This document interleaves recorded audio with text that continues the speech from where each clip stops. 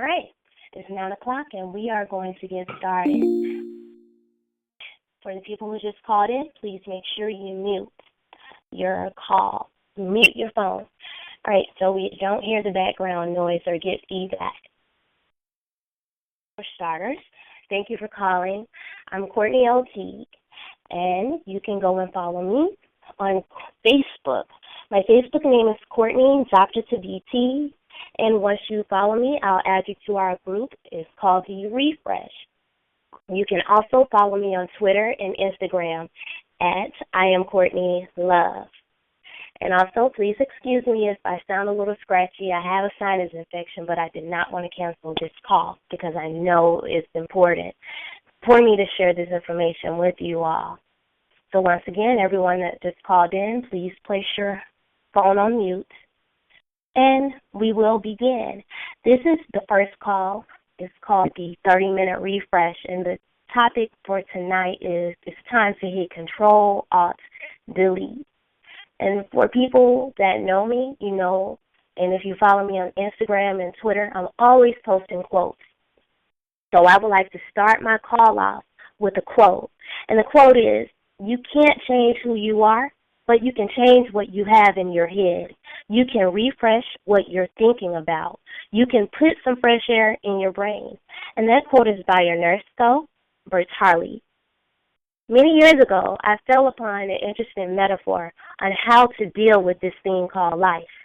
The metaphor is Control-Alt-Delete. And if you're familiar with the PC or like just Windows, period, I'm sure you are. Anytime Windows hangs and gets stuck, we do the three-finger salute. We hit Control-Alt-Delete, and we bring up the startup manager from which you can end the program or the process causing the hang. And to give you a little history on Control-Alt-Delete, the designer of Control-Alt-Delete, name is David Bradley.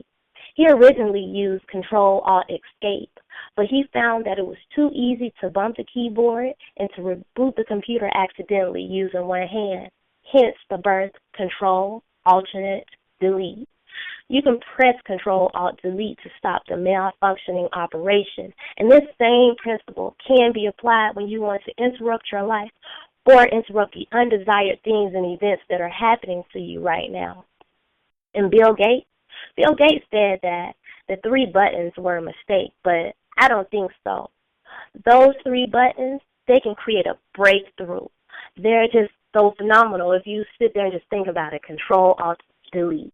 What if I can just take control of my life by taking an alternative route and deleting the things and stuff that you're participating in that does not mean you well and does not take you to another level.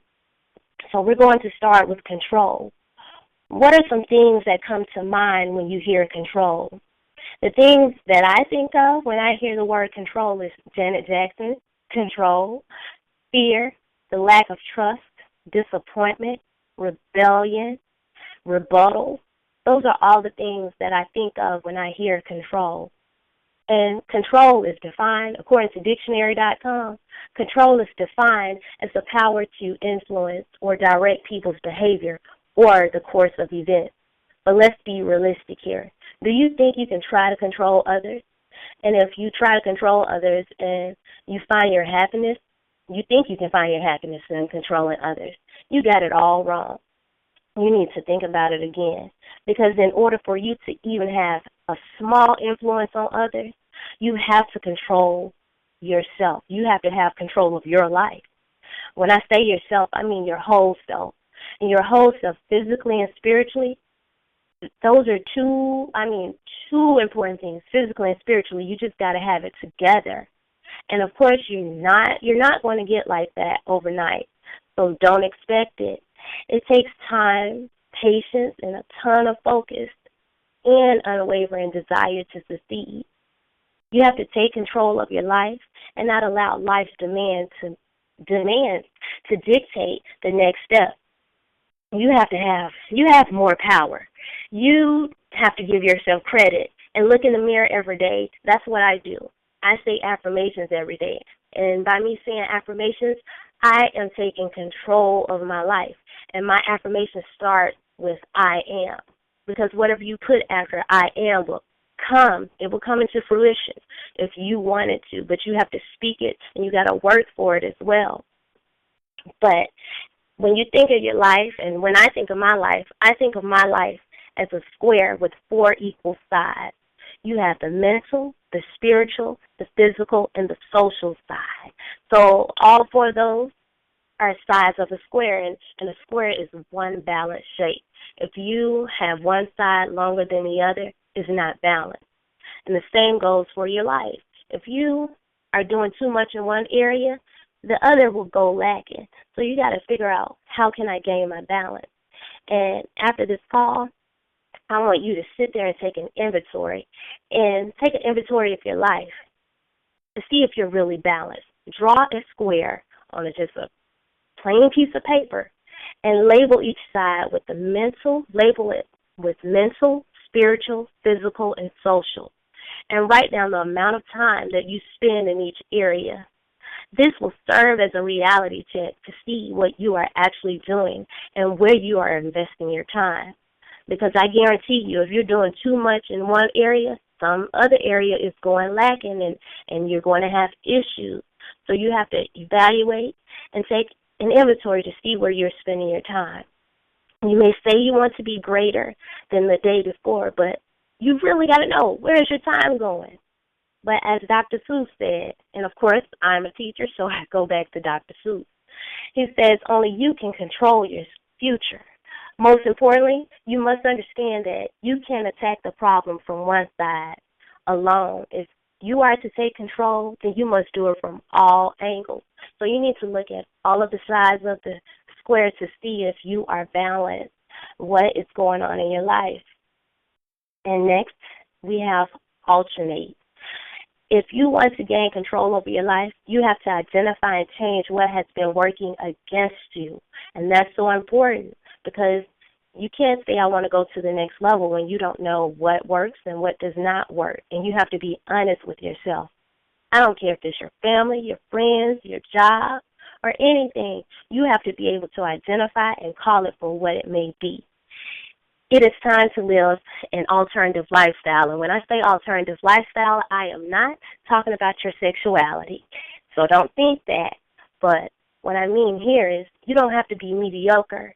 And an alternative lifestyle is a lifestyle diverse in respect to mainstream ones, are generally perceived to be outside the cultural norms. You don't have to live the lifestyle that society has set. You don't have to do that. You can set your own norms. Be who you want to be. But you don't have to sit there and try to keep up with the Joneses. You don't have to. Live that alternative lifestyle. Like if you want to sit there and have that Beyonce body, you can't keep doing what you enjoy. You can't eat chocolate cake after 12 o'clock. And man, you can't sit there and say, I want to be built like The Rock. You're going to have to go hit the gym and sweat and cry too.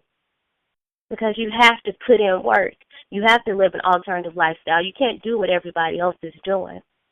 And most of the time, the things that we enjoy doing the most brings us the most pain in the long run. Just like I remember my aunt used to say, if you hang around 6 begging people, you will make the not-so-lucky number 7. Because 99% of the world complains about that 1% of the people that take nearly a quarter of the nation's income. But do they consider, instead of complaining, just do what the 1% do?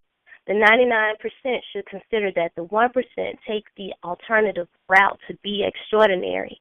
The 1% wakes up early, eat healthy food, work out daily, spend hours doing professional development, and they go out and do things for other people and don't expect anything in return. And so my charge to you is tomorrow, go out and do something, because you are going to be that 1% if you're already not. Go out and do something for other people, and don't tell anybody. Just do it. Don't walk away from it. And watch, your day will go better just by that simple action. And if you go on and just do these things, change your lifestyle, live that alternative lifestyle, you'll see the people who are working for you. You'll see the people who are working against you, because when they see you changing, either they're going to support you or try to keep you in that holding pattern where you are. You can't allow anyone to have that power over you. Mary Kay Ash said, for every failure, there is an alternative course of action. You just have to find it. And when you come to a roadblock, take a detour. When I first read that quote, I was like, why should I have to take a detour? I should just go through it. But sometimes that detour can be the alternative route that would get you to the point where you're trying to be, if it's meant for you. And lastly, we have delete. You have to just sit there and cast all the dead weight into the sea. Don't dwell on anything that is bad. Don't worry about your bad experiences. Don't think about what you have done in the past. Of course, you can learn from them, but don't sit there and feel bad. Use those things as a life lesson and future guidance. And in the words of Donna Karen, delete the negative, accentuate the positive. Don't worry about the negativity that's going on around you. Don't worry about what you have done in the past that may come back and hunt you. Focus on what you're doing good. When you start off your day, start off with the positive. When someone calls you with negativity, just say, I don't have time for it. So you have to delete them. Even if you have to go as far as deleting their numbers out the phone, delete their numbers out your cell phone. It's okay. So when they call, you can be like, who is this? And it is what it is. And we all have bad habits and we have attitudes that we know we need to address. We got to remove those too. But if you need to let go or regret, do it. If you need to forgive someone, do it. Release that rejection. Just release it. And this call, I hate to end it early and quick, but my throat is really bothering me. But before I end this call, I want you to know that it will be posted on social media. I will give you the callback number as well. But I would like to end with this poem, Invictus, by William Henley. My grandmother taught me this at the age of 7, and it's very strong. It is out of the night that covers me, black as the pit from pole to pole. I thank whatever gods may be for my unconquerable soul. In the fell clutch of circumstance, I have not winced nor cried aloud. Under the bludgeonings of chance, my head is bloody but unbowed. Beyond this place of wrath and tears, looms but the horror of the shade, and yet the menace of the years finds and shall find me unafraid. It matters not how straight the gate, how charged with punishments the scroll. I am the master of my fate. I am the captain of my soul. And family, it is time for you to go out and refresh your life. Hit CTRL-ALT-DEL. And I urge you to share this call with others. I will be posting the replay up tomorrow on all of my social media. And next week, it will be the full 30 minutes. And we will have a different number to call, so be on the lookout for that. We will discuss the 7 ways to transform disappointment into success. So we're going to take what we have done in our past, these disappointments, and we're going to transform them. And I will teach you how to share your disappointments with others, because that could very well be your ministry. Love you all. Thank you for calling in, and have a great night.